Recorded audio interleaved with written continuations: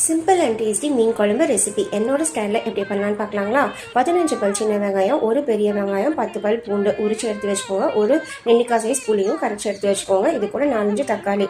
இப்போ கடாயில் நல்லெண்ணெய் ஆட் பண்ணிவிட்டு கடுகு, சீரகம், வெந்தயம் பொரிஞ்சதுமே வெங்காயம், பூண்டு ஃபஸ்ட்டு ரிப்பரில் போட்டு ஆட் பண்ணிக்கோங்க. அதை நல்லா வதங்கினதுமே தக்காளியும் ஆட் பண்ணிக்கோங்க.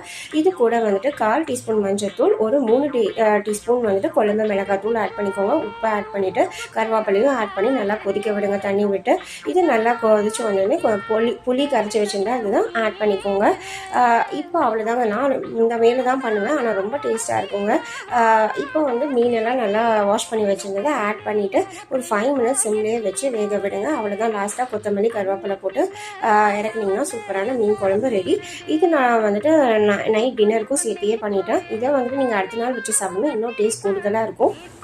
இது ட்ரை பண்ணி பார்த்துட்டு எப்படி இருந்துச்சுன்னு சொல்லுங்கள். என்னோட வீடியோஸ் பிடிச்சிங்கன்னா சப்ஸ்கிரைப் பண்ணிக்கோங்க.